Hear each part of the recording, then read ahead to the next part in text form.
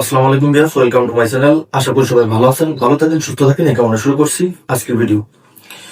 Pay scale এই যুদ্ধকালীন সময়ে মানে ইসরায়েল এবং আমেরিকা আর ইরানের যে যুদ্ধ সংঘটিত হচ্ছে, এই যুদ্ধের কারণে ভোজ্য তেল, জ্বালানি তেল, বিভিন্ন রকমের দ্রব্য সামগ্রীর দাম বেড়ে চলেছে এবং রিজার্ভের অবস্থা ভালো না, অর্থনৈতিক অবস্থা তলানিতে যাচ্ছে। যার কারণে প্রধানমন্ত্রী নিজেই ঘোষণা দিয়েছেন যে পে স্কেল হবে, কিন্তু পে স্কেলটা একবার বাস্তবায়ন করা সম্ভব না। এটা আংশিকভাবে ধীরে ধীরে স্লো গতিতে বাস্তবায়ন হবে। কিন্তু আমার কাছে কথা হচ্ছে যে অর্থনৈতিক অবস্থা বাংলাদেশে কবে ভালো ছিল? দীর্ঘ 11 বছর ধরে কোনো পে স্কেল হয় না, দ্রব্যমূল্যের দাম বেড়েই চলছে। কোন জিনিসটার দাম বাংলাদেশে কমছে? বাংলাদেশে যে জিনিসটার দাম একবার বাড়ে সে জিনিসটার দাম কি আজীবনে কোনোদিন কমেছে? সেটা আর কোনোদিনও কমে নাই। স্বর্ণের দাম কখনো কি কমছে বাংলাদেশে? শুনি নাকি যুদ্ধ হলে দেশের পরিস্থিতি খারাপ হয়ে যায়, স্বর্ণের দাম নাকি কমে যায়। তো বাংলাদেশে কখনো স্বর্ণের দাম কমছে?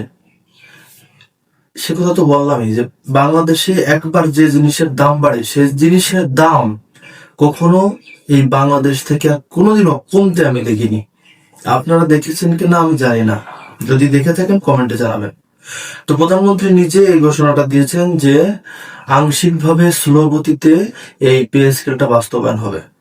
দীর্ঘ 11 বছর ধরে আমরা শুধু শুনেই আসছি যে পে স্কেল হবে, পে স্কেল হবে। আশার বাণী আর কত শুনবো? বিভিন্ন সরকার বিভিন্ন রকমের আশার বাণী দিয়েছে, বিভিন্ন রকমের নাটক করেছে, বিভিন্ন রকমের ইস্যু খাড়া করেছে, বিভিন্ন রকমের পয়েন্ট দিয়ে তারা পার করে চলে গেছে। বিগত দিনে আওয়ামী লীগ সরকার, ফ্যাসিস্ট সরকার, তারা মাত্র 5% প্রণোদনা দিয়ে গেছে। এটা কি কোনো প্রণোদনা? এটা তো ভিক্ষা। কিন্তু সরকারি কর্মচারী তো ভিক্ষা চায় না, তারা দুবেলা দুমুঠো খাবারের জন্য একটা পে স্কেল চাইছে, সম্মানই চেয়েছে তারা। আর তাদেরকে 5% প্রণোদনা দিচ্ছে। অন্তর্বর্তীকালীন সরকার ওই যে ছাগলের ভিতরে বাছুর মাতুব্বর, মানে 10% প্রণোদনা দিয়ে টোটাল 15% করে গেছে। কি দিছে? মানে এটা তো বাজারে গেলে মনে করেন যে 1 কেজি মাছ কিনলেই শেষ হয়ে যায়, সেরকমের একটা বিষয়। তা এই যে বর্তমান যে সরকার, এই সরকার আংশিকভাবে স্লো গতিতে ধীরে ধীরে পে স্কেলটা বাস্তবায়ন করবে। আর ভাই শুরু তো করেন আগে।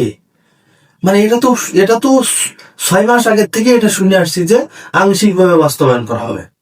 সেটা শুরু করেন। আংশিকভাবে কত কিস্তিতে দেবে তার কোনো ঠিক নাই, হয়তো 20 কিস্তি লাগতে পারে ধীরে ধীরে।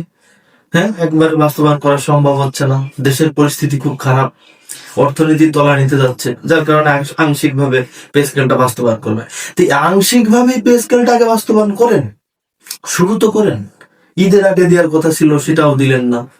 হ্যাঁ, জুলাইতে দেবেন, সেটা দেবেন কি দেবেন না এর কোনো তো এখন এই যে যুদ্ধের ইস্যু খাড়া করছেন, তো এর ভিতরে দেবেন কি দেবেন না সেটা নিয়েও সন্দিহান হয়ে গেছে মানুষের মনে। তো আসলে আর আশার বাণী দেখায়েন না। আশার বাণী শুনতে শুনতে আর ভালো লাগতেছে না। এই পে স্কেল নিয়ে কথা মানে শুনতে, মানে আশার বাণী শুনতে, নানান রকমের ইস্যুর কথা শুনতে আর ভালো লাগে না। যদি দেন তো দেন, না দেন তো না দেন, এগুলো আর ভালো লাগছে না। এই সরকারি কর্মচারীদের আর ভালো লাগছে না, মনের ভিতরে খুব খারাপ পরিস্থিতি। অর্থনৈতিক দিক দিয়ে এই কর্মচারীরা খুব খারাপ অবস্থায় আছে। তারা বাজারে এই রোজার মাসে তো তারা ঠিক মতো মানে ইফতার সামগ্রীও কিনতে পারেনি ঠিক মতো। একটা তরমুজ কিনতে গেলে তারা হিমশিম খাইছে, কারণ একটা তরমুজ কিনতে গেলে 500 টাকার উপরে তাদের গুনতে হয়। এই 500 টাকা দ্বারা সে ভাবে যে আমার সন্তানের জন্য হয়তো এক সেট কাপড় হয়ে যাবে, বা আমার স্ত্রীর জন্য একটা 3 পিস হয়ে যাবে, বা মা বাবার জন্য আমি কিছু কিনে নিয়ে যেতে পারবো।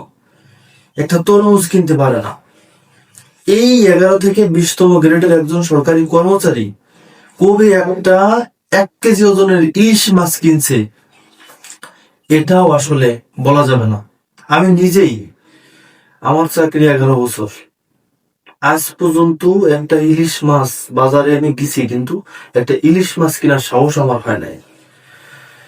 তাই এই পে স্কেল নিয়ে নানান রকমের ইস্যু, নানান রকমের আশা, এই ধরনের নাটক এগুলো বন্ধ করুন। যদি দিতে মন চাই তো শুরু করুন, আংশিক ভাবে দেবেন। এই যে আবার একটা নাটক করতেছেন, একটা ইস্যু খাড়া করতেছেন ধীরে ধীরে স্লো গতিতে। যদি দিতে চান তো দিয়ে ফেলুন, কিন্তু এইসব নাটক বন্ধ করুন। আর ভালো লাগছে না, ভালো লাগছে না।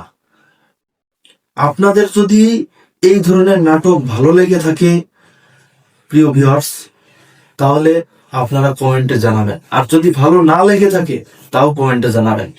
ভিডিওটি এখানে শেষ করছি, দেখা হবে পরবর্তীতে এমন কোনো ভিডিও নিয়ে। ততক্ষণ পর্যন্ত ভালো থাকবেন, সুস্থ থাকবেন। আল্লাহ হাফেজ।